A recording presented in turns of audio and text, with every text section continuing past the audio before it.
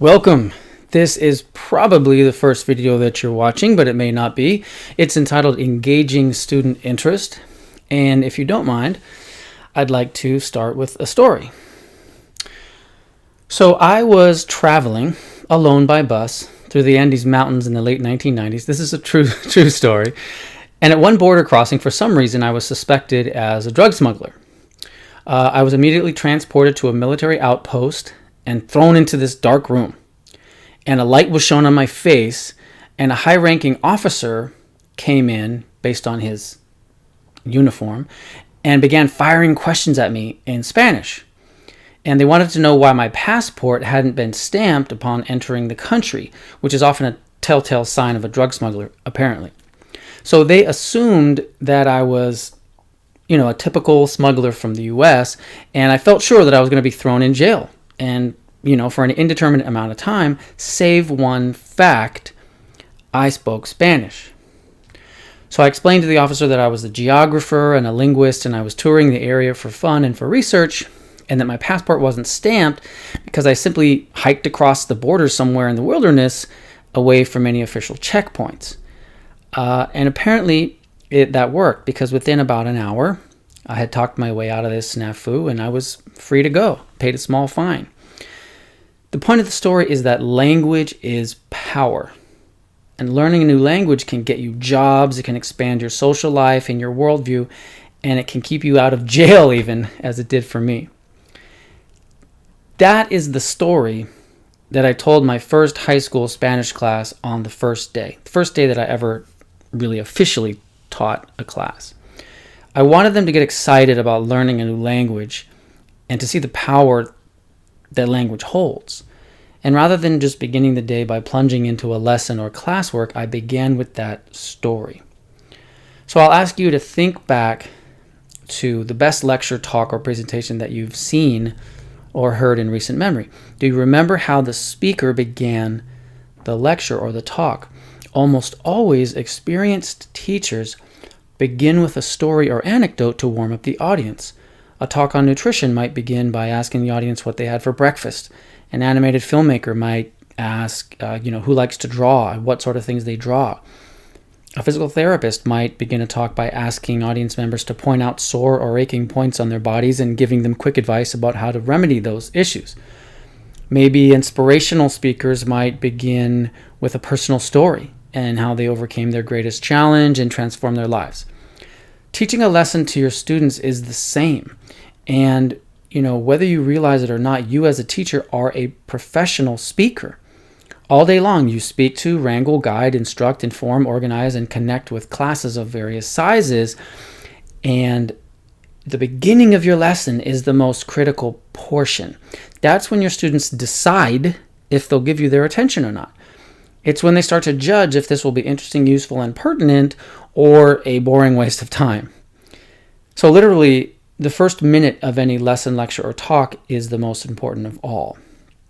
And remember that your job as a teacher is threefold. Number one, your job is to engage student interest by relating the lesson to students' everyday lives, so they have a hook in their mind. Number two, deliver the content of the day with maximum effectiveness. And then number three, your job is to create a meaningful context and help students process and integrate the content into their lives and into their minds. This video focuses on engaging student interest, so the first one of those three above. Future videos will cover the topics of delivering the content and helping students to process and integrate the content. So a common mistake that many new teachers make is skipping step one above, engaging student interest, and jumping right into delivering the content. But this is really like driving to the airport, before your passengers have gotten in the car. It doesn't matter if you get there on time if your passengers aren't on board. And actually, I got that from my sister Stephanie's high school teacher. He used to say that, and I loved that. It doesn't matter. You have to wait until your passengers get in the car before you go on your journey of the lesson. Expert teachers give significant attention to developing and enticing student interest whether it's culturally, personally, regionally, climatically, historically, biologically, in the topic of the day at the very beginning of the lesson. Okay, so what exactly are we talking about here? Begin with a story. Begin your lesson with a story, a question, an image, or a statistic that is striking in some way. So this hook can be related to a common experience in the community, like a well-known person, a well-known location, issue, a point of pride. Number two, it could be popular entertainment, so something that everybody would understand, a certain movie, a song, a TV show, a social media reference. It could also be an everyday sensory experience, like watching the sunset or eating dinner or talking with friends, something that basically everybody does. It could also be a popular goal or trend or desire or challenge for students in that community of that age. It's just anything that they can relate to in their minds, where you can link to their minds and somehow bridge that later to the lesson. So let students really get into the theme that you bring up and let them talk about it, write about it, share stories about it, and get enthused about it. That's the point when they're excited and interested, that you as the teacher can draw the connection from that shared experience to the lesson of the day. Now, before I get to my sort of zinger of a story, here are a few general examples of what I'm talking about. So number one, you could ask students what they had for breakfast that day to introduce an agricultural lesson about how wheat, coffee, and eggs are raised, for instance. Number two, you could begin a Spanish language lesson. I did this once when I was teaching Spanish about accents or tildes, by asking students to come write their names on the board as everyone else tries to figure out which syllable of their name is emphasized. And once you get that concept down, then you can go into accents and tildes. Number three, ask if anyone has ever been camping and seen the Milky Way galaxy in order to contextualize a discussion about the size of the cosmos or the speed of light. Number four, before reading, say, Raisin in the Sun, ask students to write what they would do if they won $100,000 in the lottery, which is obviously a theme in that play. Number five, you could tell a personal story or anecdote, and it could even be a lengthy story that takes a few minutes to tell, as long as it's good. When you tell an engaging personal story with enthusiasm, the students connect to you and to the topic, so they're being more and more drawn in. You can even have a student volunteer tell a story. If you say, does anyone have a story about this? And that can be just as good. So one of my best examples of this occurred one day while I was substitute teaching in a high school English class at a very challenging inner city high school in California. When I stepped into the class, as students began filing in, I glanced down at the instructions for the day, thinking there'd be some workbook exercises or a video. But what I was asked to do that day was much more challenging. I was asked to introduce them to the work of Chaucer, the 14th century writer. And these are students who literally have to dodge bullets to get to school some days, and I'm supposed to convince them that a 14th century author, much less an author who wrote in Middle English, somehow relates to their lives. If I would have launched in to the lecture by saying, today we're going to learn about a 14th century author in England, a majority of the class would have just tuned out immediately. So I tried a different approach. Teach me some slang words that you hear on the street that I probably don't know, I said to them. I'll write them on the board. Let's make a list of 15 or 20 common slang terms that you know. And their eyes widened and a forest of hands went up as others just blurted out words like janky, hoopty, trippin', hella, tight. Remember, this is Northern California. Some of those are Northern California words. I peppered them with little questions like, what does that mean? Is that a verb or a noun? And in what type of situation would you use that word? And, I wanted real specifics.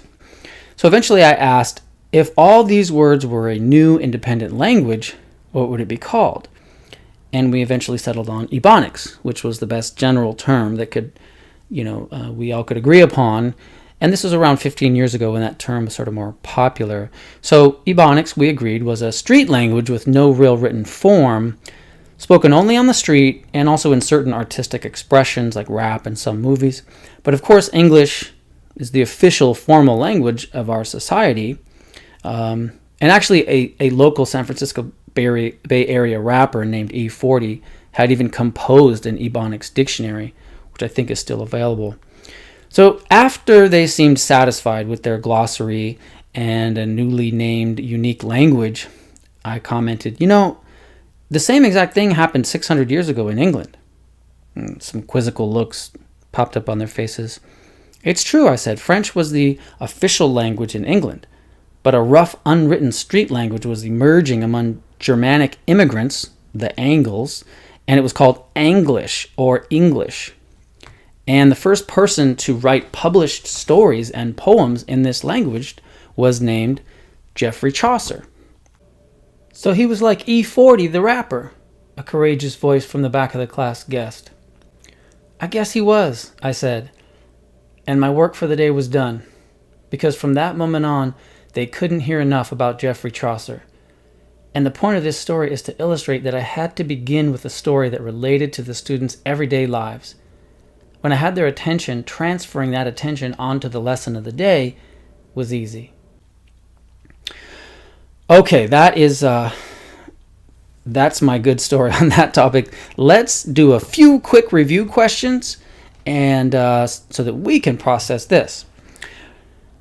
Okay, number 1, pick an important lesson of yours and brainstorm ways to introduce it in an engaging way. How could you connect the content or themes to your students' lives? Write 5 ideas down without judging what pops into your head. Just get the ideas flowing. Choose one of those ideas that you think could be developed into a really engaging intro. What could you add to it to make it more visual, auditory, tactile, kinesthetic, or interpersonal? Just write everything that comes to you. What supplies might you need? Try this intro in a class. Pay attention to your students' body language and facial expressions to determine how effective it really is at engaging their interest. Revise it. Continue to try new ideas until you can see that you've got them. And now you take that technique and you can apply it to more lessons. And last, we would hope that you would report back and share this with your online support community. Small tweaks really in our teaching can lead to big breakthroughs. So congratulations on your progress and seeing this, perhaps your first video of this series. You're off to a great start. Your students will thank you. And that's the end of this first video.